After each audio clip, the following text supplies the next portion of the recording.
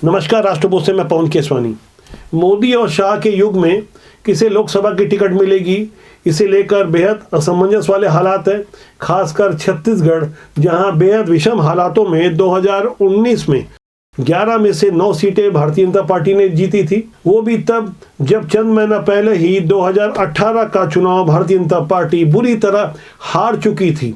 विधानसभा का वो चुनाव हारने के महज 5 महीने बाद चुनाव हुए थे और वहां परिणाम 9-2 का रहा था। 2 सीटें ही कांग्रेस को मिली थी। जब से छत्तीसगढ़ बना है तब से 4 बार लोकसभा के चुनाव हुए हैं, यानी कुल मिलाकर 44 सीटों पर चुनाव हुए हैं 4 साल में। इन 44 में से महज 6 सीटों पर ही कांग्रेस विजयी हो पाई है और भारतीय जनता पार्टी को 38 विजय मिली है। जिसमें पहला चुनाव 2004 का हुआ था, तब कांग्रेस को 2 सीटें मिली थी। छत्तीसगढ़ निर्माण के बाद महासमुंद से अजीत जोगी चुनाव में विजयी हुए थे और कांग्रेस से देवव्रत सिंह राजनांदगांव से विजयी हुए थे। इसके बाद चुनाव हुआ 2009 में कोरबा से डॉक्टर चरणदास महंत विजयी हुए थे।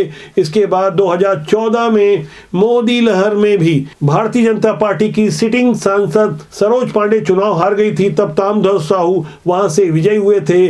जबकि पिछला चुनाव यानी 2019 का जो लोकसभा चुनाव हुआ था, उसमें बस्तर से दीपक बैज और कोरबा से ज्योत्सना महंत के रूप में कांग्रेस को विजय हासिल हुई थी। इस तरह से भारतीय जनता पार्टी के पक्ष में लगातार लोकसभा चुनाव परिणाम आते रहे। अब जब हालात पूरी तरह से भारतीय जनता पार्टी के पक्ष में है, मौजूदा समय में छत्तीसगढ़ में सत्ता भी भाजपा की है।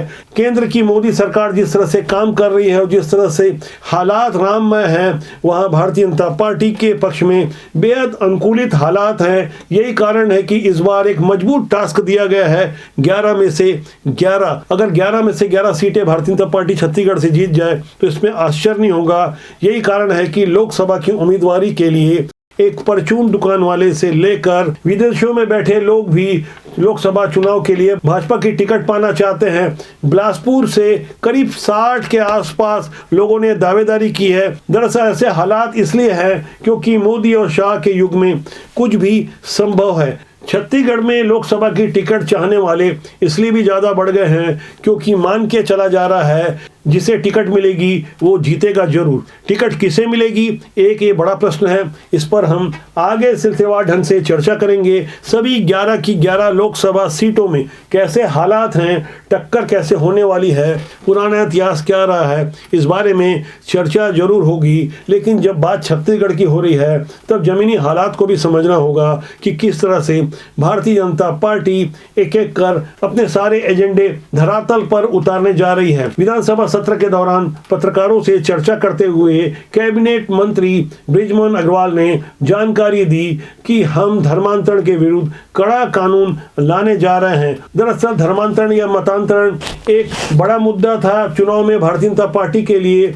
न केवल आरोप पत्र बल्कि घोषणा पत्र में भी भारतीय जनता पार्टी ने इन बातों का उल्लेख किया था। अब मौका है धरातल पर उन वादों को उतारने का। यही कारण है कि करीब 17 बिंदुओं के कड़े नियम बनाए गए हैं। पहले छत्तीसगढ़ में मध्य प्रदेश स्वातंत्र अधिनियम 1968 का कानून चलता था, लेकिन हालात बदले। छत्तीसगढ़ में जिस तरह से विष्णुदेव साय सरकार हिंदुत्व के एजेंडे पर खुलकर काम कर रही है, वहां धर्म बदलने वाले के लिए अब 30 नहीं बल्कि 60 दिनों का नोटिस देना होगा। जिला प्रशासन को नोटिस देना होगा और जो धर्म बदलेगा या जो धर्म परिवर्तन करवाएगा उसे ही इस बात की प्रमाणिकता देनी होगी कि उसने धर्म बदला है। हालात कैसे हैं और इस मामले में जो दोषी पाया जाएगा उसे न्यूनतम 25,000 से लेकर 5 लाख तक का अर्थदंड देना होगा और कारावास की सजा भी 2 से 10 साल तक होगी। यानी कुल मिलाकर जिस तरह से मिशनरियों द्वारा खासकर सरगुजा संभाग और बस्तर संभाग में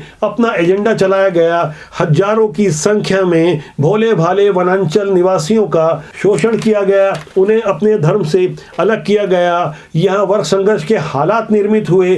खासकर आपने बस्तर से वो तस्वीरें देखी होगी जिसमें बस्तर के आदिवासी और बाहरी मिशनरियों द्वारा ब्रेन वॉश किए गए लोगों के बीच भयानक रक्तपात हुआ था। जो हालात 1 जनवरी 2023 के थे वो चुनाव परिणाम के रूप में भी देखने को मिले। बस्तर से भारतीय जनता पार्टी को जिस तरह से सफलता मिली, सरगुजा में सभी 14 की 14 सीटें मिली, वहाँ समझना होगा कि स्थानीय जनता ये चाहती थी कि बाहरी मिशनरियाँ जो आई थी, जिस तरह से प्रलोभन देकर अंधविश्वास के आड़ में जिस तरह से इलाज के नाम पर लोगों को धोखा देने का कुत्सित प्रयास हो रहा था, अब उसे कुचलने की बारी है। ऐसे हालात में छत्तीसगढ़ में भारतीय जनता पार्टी की जो सरकार है वो अपराधियों के घरों पर बुलडोजर चलाकर यह संदेश साफ तौर पर देना चाह रही है कि अब यहाँ एक अलग किस्म की सरकार है जिस पर सीधे सीधे एक विचारधारा का नियंत्रण है। विचारधारा है राष्ट्रवाद की, विचारधारा है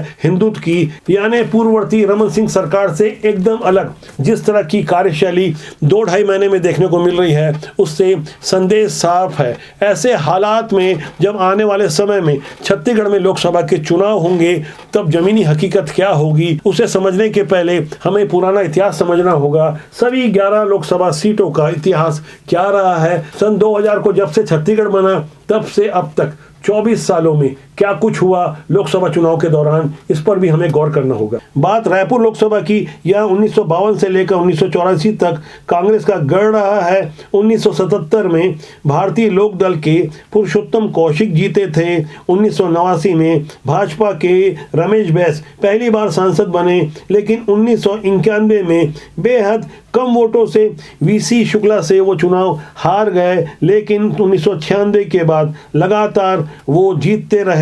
2019 में पार्टी ने सुनील सोनी को यहां से टिकट दी और वो भी भारतीय जनता पार्टी के पक्ष में चुनाव जीत गए। इसके बाद रायगढ़ लोकसभा की बात करें तो यह सीट 1999 से भाजपा के पास है। यहां से वर्तमान सीएम विष्णुदेव साय लगातार 4 बार सांसद रहे। वर्तमान में भाजपा की गोमती साय सांसद चुनी गई थी, लेकिन वो इस्तीफा देकर फिलहाल विधायक बन चुकी है।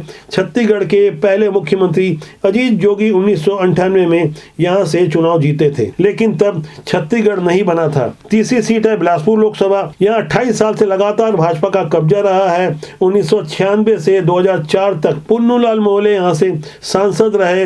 2009 में दिलीप सिंह जुदेव, 2014 में लखनलाल साहू और 2019 में अरुण साहू सांसद रहे, जो मौजूदा समय में उप मुख्यमंत्री हैं। इसलिए उन्होंने यहां से सांसद के रूप में अपना इस्तीफा दे दिया।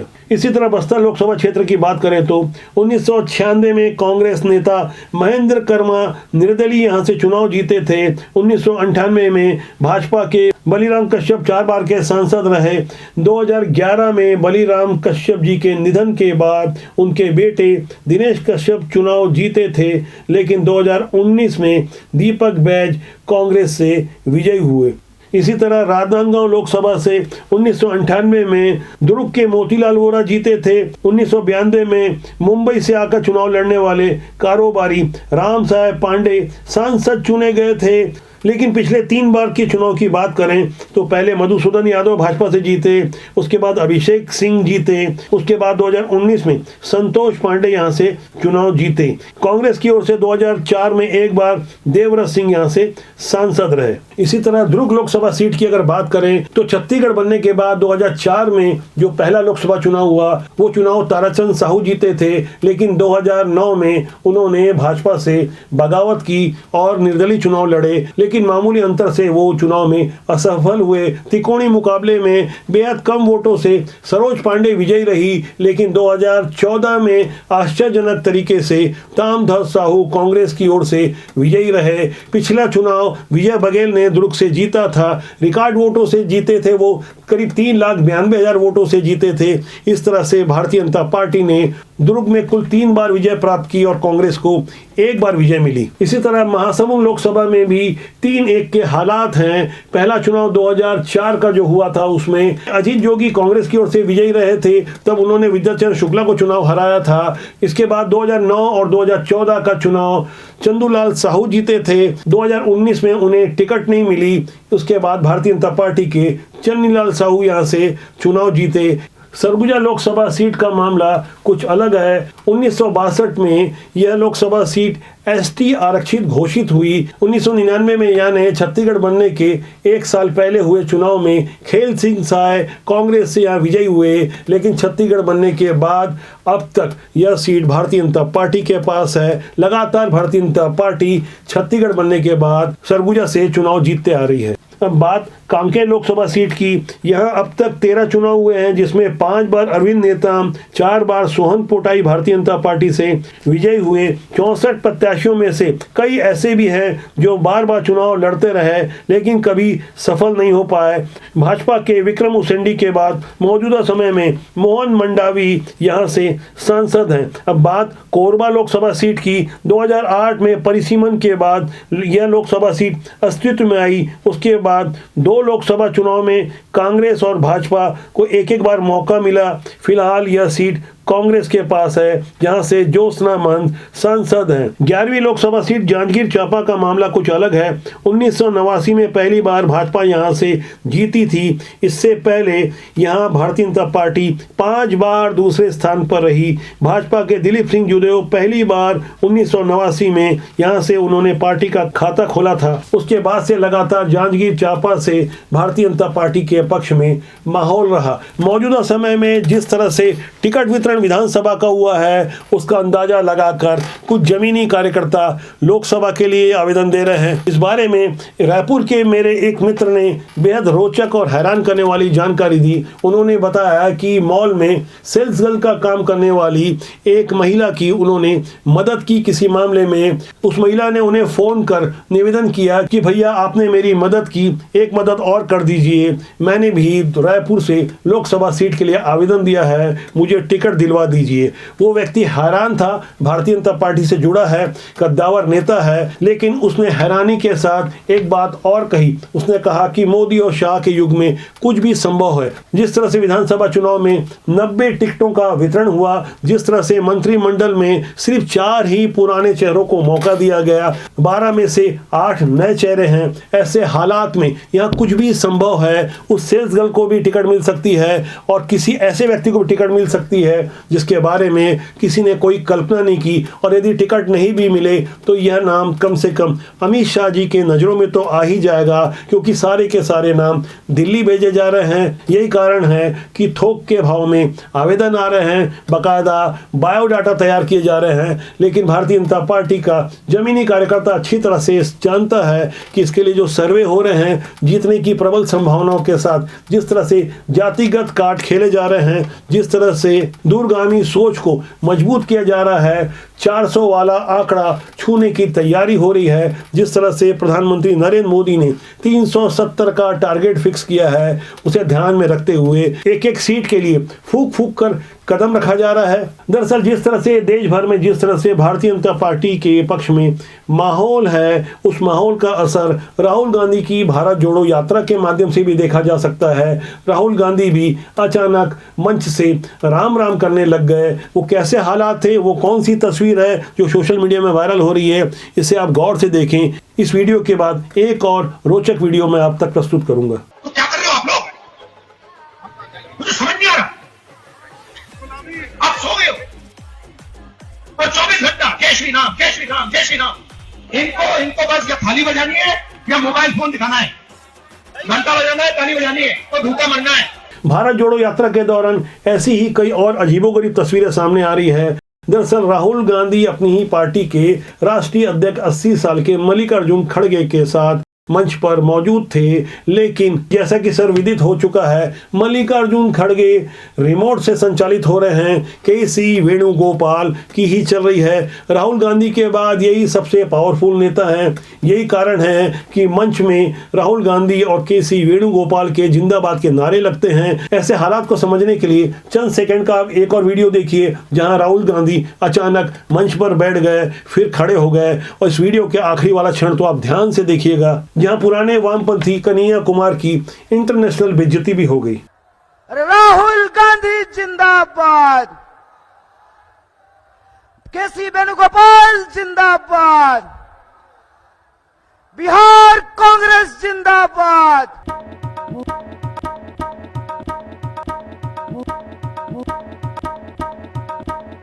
हाल में ही 5 राज्यों के विधानसभा चुनाव से पहले राहुल गांधी ने देश भर में जातिगत जनगणना का मुद्दा जोर शोर से उठाया था। खुद को ओबीसी का समर्थक और हमदर्द बताया था, लेकिन अब ओबीसी के बारे में क्या कुछ बोल गए राहुल गांधी, इस पर भी आप गौर करें। वो समझाने की कोशिश कर रहे थे जो ओबीसी है वो महंगा कपड़ा नहीं पहन सकता।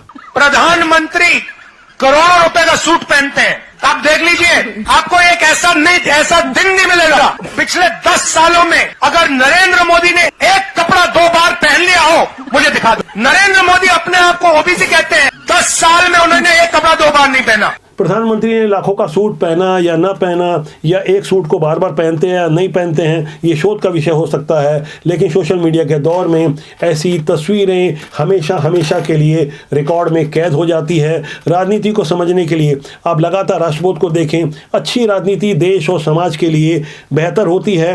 अच्छे लोगों को राजनीति में आना चाहिए। राजनीति बुरी नहीं होती, उसमें काम करने लोग अच्छे या बुरे होते। तो आज के अंक के लिए इतना ही। मेरा आपसे आग्रह है कि चैनल को देखें, लाइक करें, शेयर करें। मेरी आपसे फिर जल्दी मुलाकात होगी। नमस्कार।